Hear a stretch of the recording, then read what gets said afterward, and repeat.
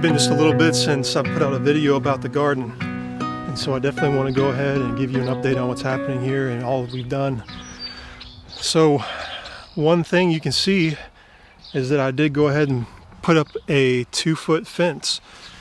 I've talked about this fence in other videos. Last year I had a 4-foot chicken wire fence. Actually, the chicken wire is still sitting over there, and it just didn't really make much sense to me to put that back up this year.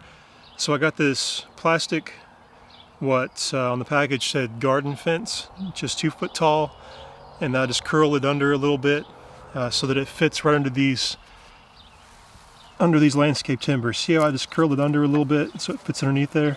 And those landscape timbers, they're just laying there, they're not fastened down. So right now I just have this fence going up the front here, or the side, wherever you want to call it, and then down this side and down the other. So right now it's just a U shape, but then I'm going to be putting it in along the back there as well.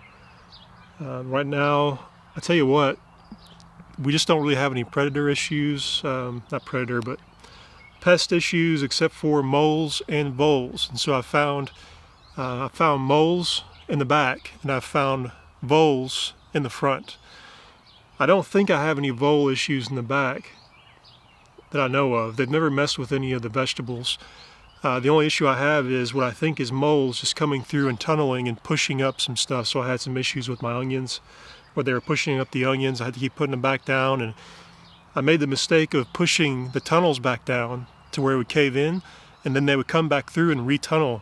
I didn't realize they did that. So what I started doing is just leaving the tunnels as they were and just pushing the onions back in, and then just watering and putting some more compost around the onions, and it seems to be fine. So far so good. I'm having the same problem where I put some lemongrass and lavender around the door, and they're coming through and doing the same thing there. So we'll see. I'm going to try to do the same thing there that I did with the onions. So anyway, the 2-foot fence is really to keep out rabbits and little people, little 3-foot tall people.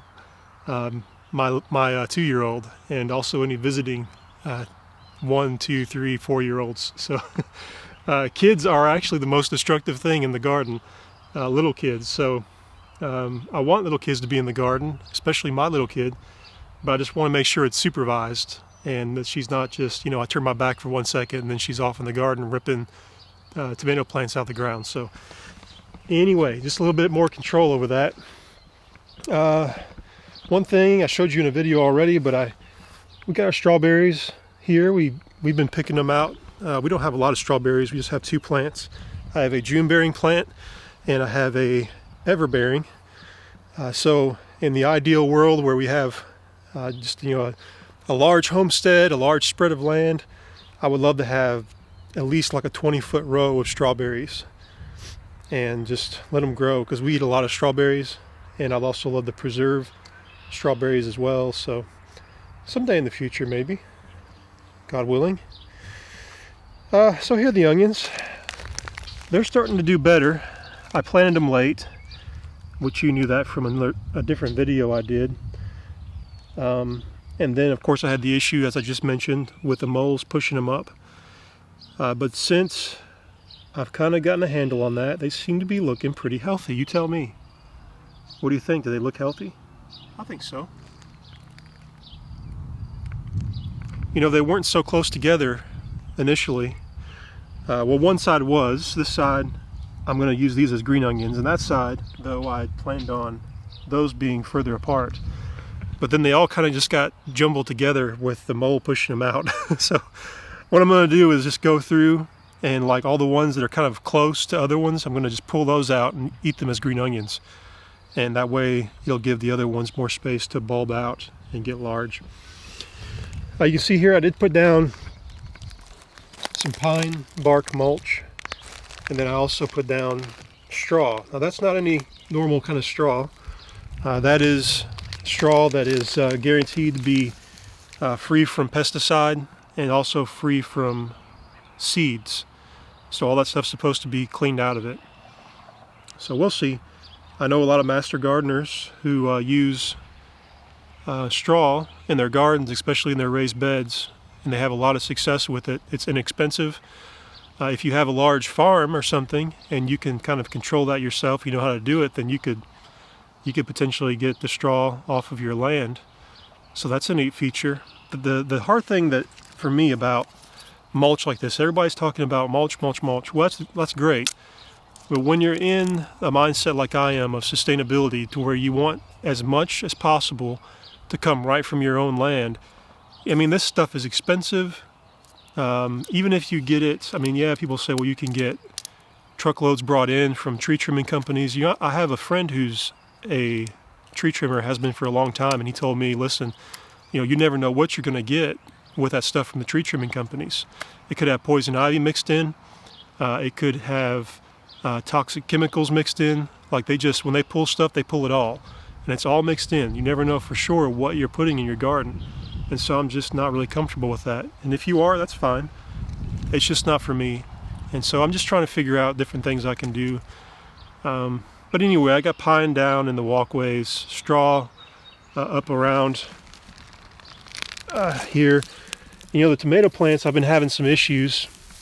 You see here, I'll try to keep the straw away from the base of the tomato plant. So it's great for keeping moisture in, but also it can lead to disease problems here around your plants if you have it all piled up around it.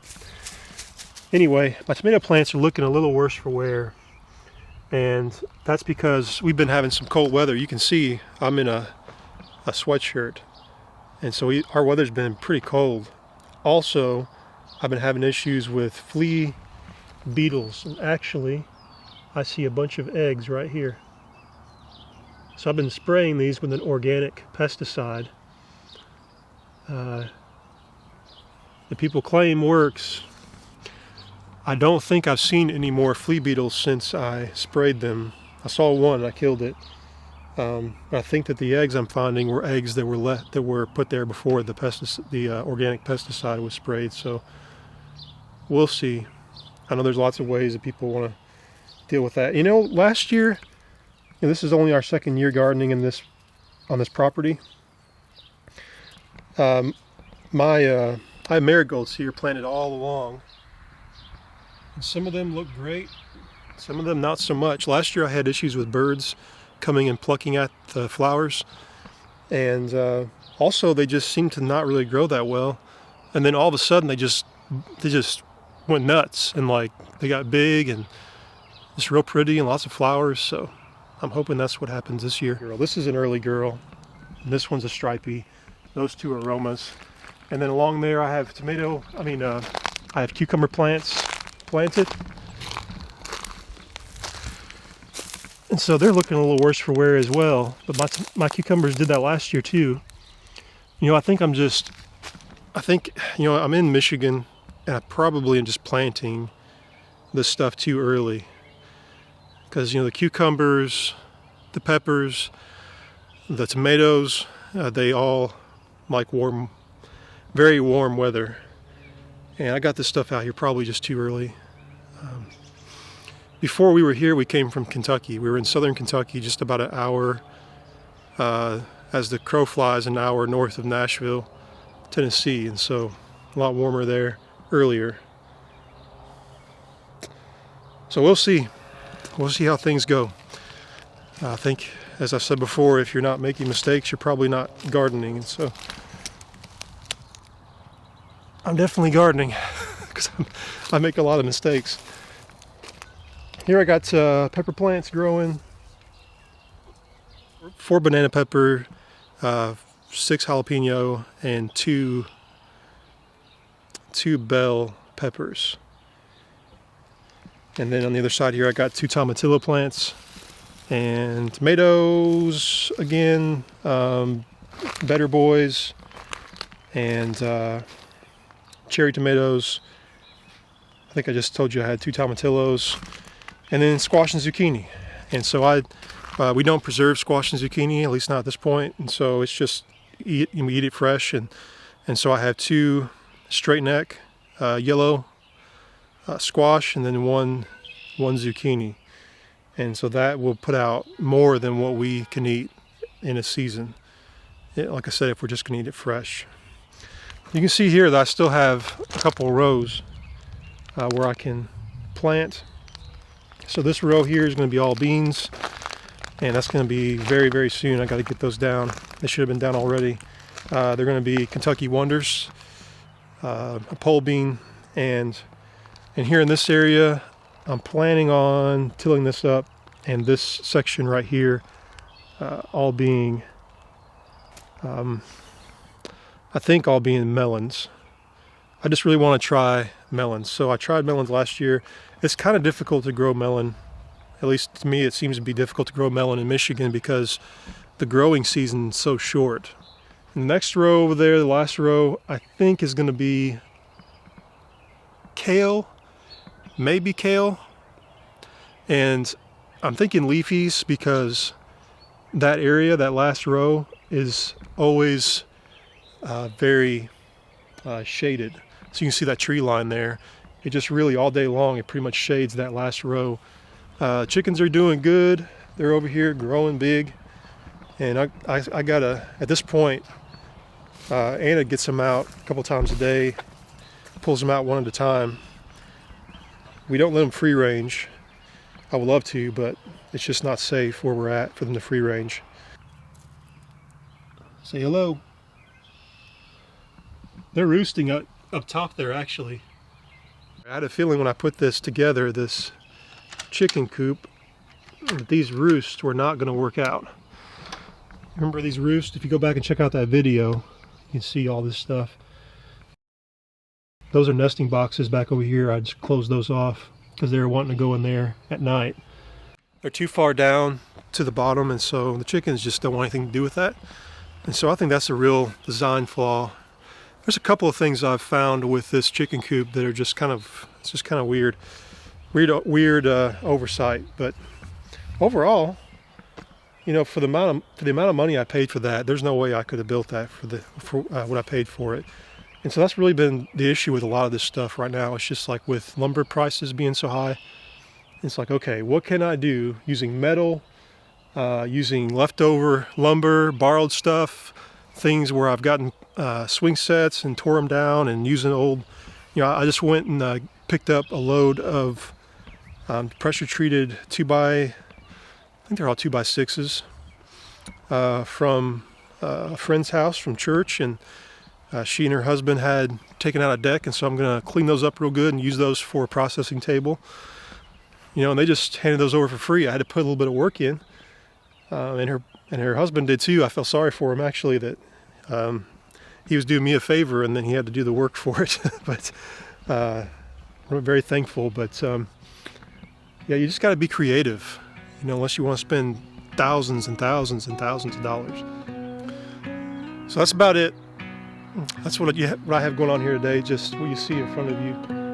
And so, yeah, I'll give you an update here pretty soon. I'll have some more videos just showing you how I've done stuff. And yeah, I'll get some more out here. Things have been pretty busy just with life in general. A lot of changes, a lot of big stuff happening. And I hate it on this channel. I feel like I can't share a lot of things. And, you know, sometimes it's just the way things are. And so you just got to work with what you got. But, you know, I want to be careful what I share on here, just because, you know, sometimes there's going to be overlap between like the YouTube channel and then what I do for a living. And I want to make sure that it's really important to me that I protect the integrity of the job that I have. And so I'll talk more about that pretty soon here. And also just where we live and kind of the location, and you know, there's just a lot of things there where I want to be careful. I want to be protective with a lot of that stuff. So I hope that you understand that. That's all I have for you today. I appreciate you checking in with us. And so go ahead, and if you don't mind, just subscribe to our channel and hit the notification bell, and that will notify you when we come out with more videos. And we'll just keep on putting out more and more as time goes on, and kind of developing this thing. And also, if you don't mind, let me know in the comment section. If you have questions about something, if you're wondering about something like a tool or a method that I'm using, or just kind of an overall perspective of kind of a modern homesteading life and or mindset, preparedness, what that looks like, you be creative and let me know what your thoughts are. I'd appreciate that. I want to make sure to get stuff out in front of you that's going to be helpful and encouraging and entertaining and also maybe relaxing too. So, all right, you have a good day, and I'll see you soon.